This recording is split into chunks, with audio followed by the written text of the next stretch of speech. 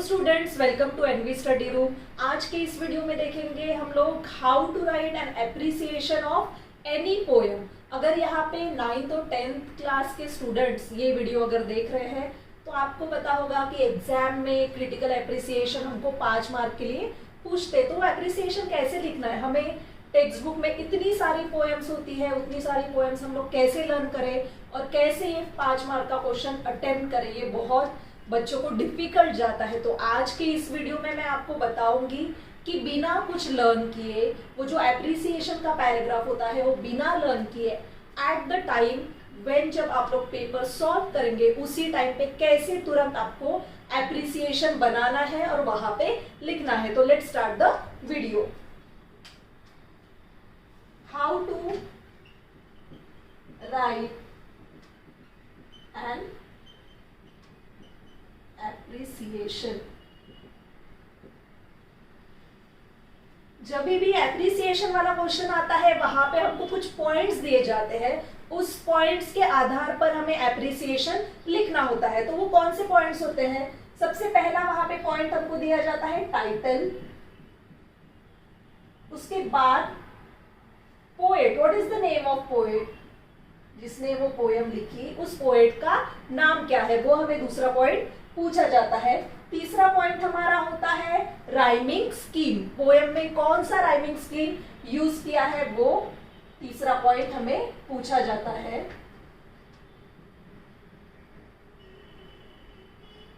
Then fourth point is theme और central idea of the poem. कोई भी poem हमें पूछी जाती है, कोई भी पोएम हम अपने टेक्स्ट बुक में पढ़ते हैं, अपने क्लास में पढ़ते हैं, तो हर एक पोएम का कुछ थीम होता है, कुछ मेन सेंट्रल आइडिया होता है जो पोएट हमें बताने की कोशिश करते हैं। तो वो थीम या तो सेंट्रल आइडिया, ये भी हमें पूछे जाते हैं। उसके बाद होता है फिगर ऑफ स्पीच। कोई भी पोएम फिगर ऑफ स्पीचेस के बिना अधूरी है, तो हमको एप्रिसिएशन लिखते टाइम लिखना है कि कौन सा फिगर ऑफ स्पीच वहां पे यूज किया है।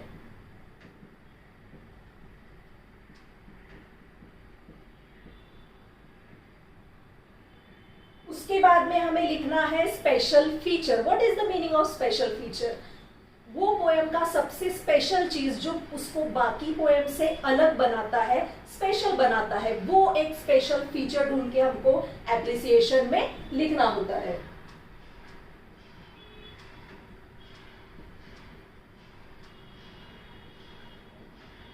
और सबसे लास्ट हमको लिखना है व्हाई आई लाइक और why I dislike the poem.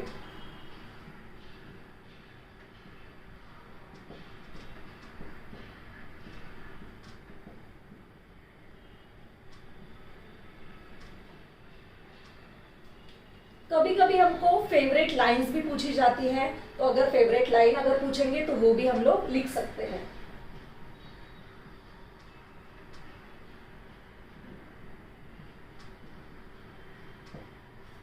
Favourite line from the poem, कोई भी लाइन उठा के आप वहां पे एप्रिसिएशन में लिख सकते हो। तो ये हमारा क्वेश्चन है, this is the part of the question. जब भी आपको एग्जाम में कोई पोएम दिया रहेगा उसके नीचे ये पॉइंट्स दे रहेंगे और they will ask you to write the appreciation. So अभी हमारे पास ये पॉइंट है, हमारे पास पोएम भी आ चुका है, लेकिन हमने लर्न नहीं किया है कि अभी इसका एप्रिसिएशन हमें कैसे लिखना है। तो वो टाइम पे हम लोग क्या करेंगे, उसका एक फॉर्मेट में अभी आप लोगों को बना के दूंगी। सिर्फ वो फॉर्मेट लिखना है, उसको लर्न करना है, अपने नोटबुक में वो फॉर्मेट लिख लो, उसको सिर्फ एक फॉर्मेट को लर्न करो और चाहे कौन सा भी पोएम आपको एग्जाम में आए उस फॉर्मेट की मदद से आप लोग किसी भी पोएम का एप्रिसिएशन 2 मिनट में बना पाएंगे। तो चलो मैं वो फॉर्मेट आपको बना के देती हूँ, मेरे साथ साथ आप भी लिखना स्टार्ट करो। तो सबसे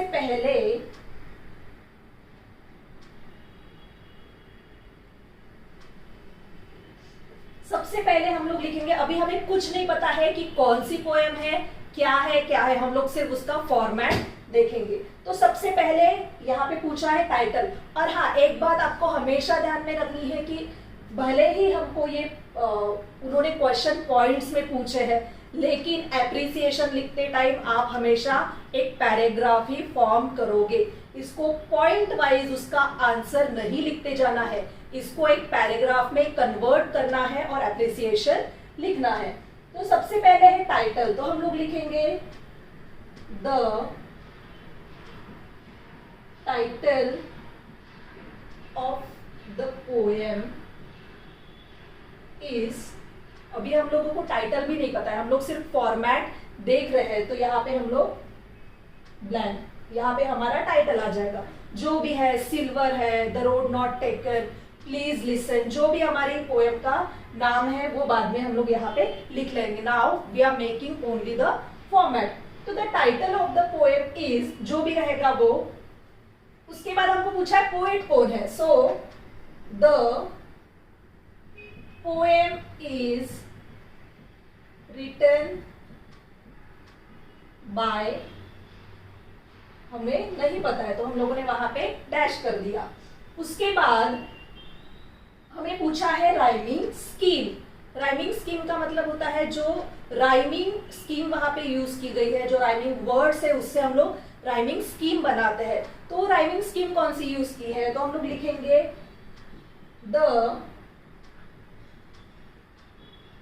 rhyming scheme of the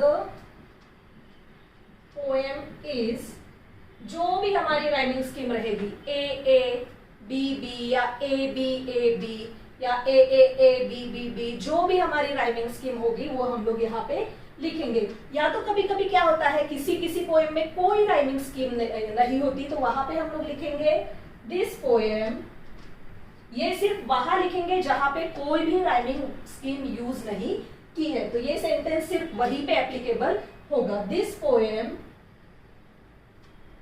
is written in free verse। अगर राइमिंग स्कीम यूज नहीं की है तो वो फ्री वर्स में लिखी हुई पोएम होगी। सो देयर इज नो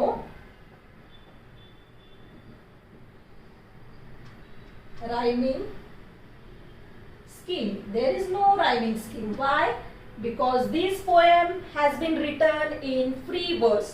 तो ये हमारा इसका आंसर हो गया। उसके बाद थीम और central idea.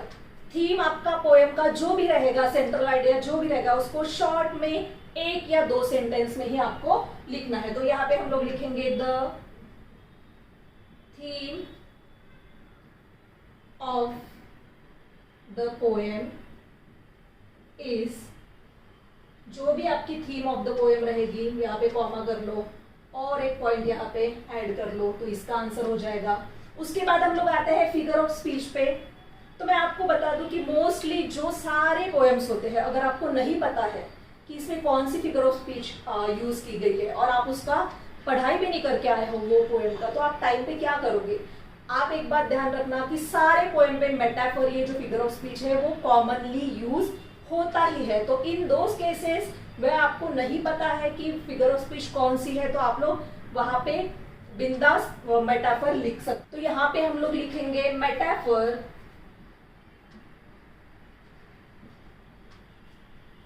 Is the main figure of speech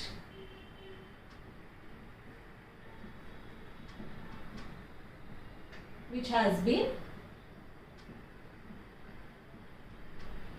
used।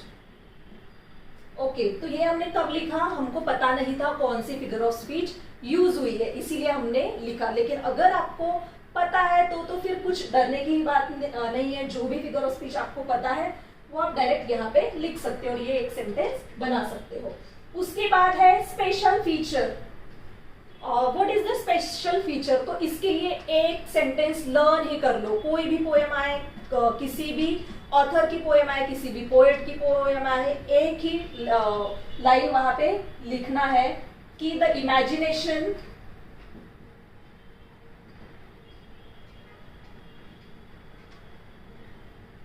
Skills of the poet makes the poem very special। Okay, sentence आपको लर्न ही करना है कि the imagination skills of the poet makes the poem very special. It is very special about the poem. Okay, then why I like dislike the poem. इसका भी answer हम लोग को रटना ही है एक लाइन में. व्हाई आई लाइक डिसलाइक तो ऑब्वियसली हमको पोएम को हम करेंगे नहीं क्योंकि वो हमारे सिलेबस में है, तो इसीलिए डिसलाइक का ऑप्शन तो वहीं पे कट गया. इसलिए हम लोग लाइक के बारे में लिखेंगे. Why I like the poem, because I like the poem because it is very easy to understand. Okay, हम लोग इजीएस्ट वे देख रहे हैं अप्रिसिएशन लिखने का, इसीलिए आपको यही सेंटेंस लिखना है. I like the poem because it is very easy to understand. And in the last question favourite lines, तो कोई भी 2 लाइन उठा के आप लोग लिख सकते हैं कि these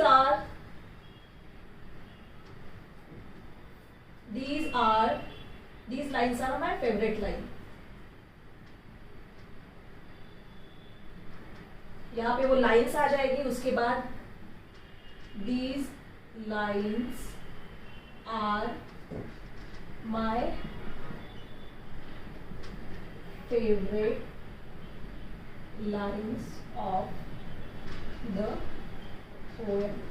तो यहाँ पे सिर्फ इतनी 2 चीजें करके आप लोग इजीली 5 मार्क का क्वेश्चन यहाँ पे विदाउट एनी प्रिपरेशन अटेम्प्ट कर सकते हैं और full out of full marks ले सकते हैं.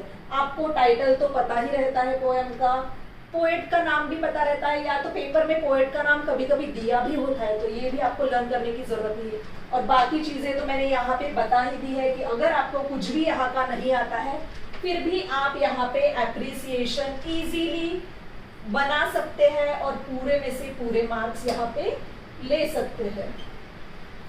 सो आई होप स्टूडेंट्स आप सबको ये जो वीडियो है और आज का हमारा टॉपिक है ये अच्छे से समझ में आया होगा. अगर नहीं समझ में आया है तो मुझे कमेंट्स में बताओ कि इसमें से कौन सा पार्ट आपको नहीं समझ में आया है, तो उसको मैं फिर से एक बार एक्सप्लेन करने की कोशिश करूंगी. और नेक्स्ट वीडियो में हम सेम फॉर्मेट लेके किसी भी एक पोएम का एप्रिसिएशन ऑन द स्पॉट बनाएंगे. So thank you for watching.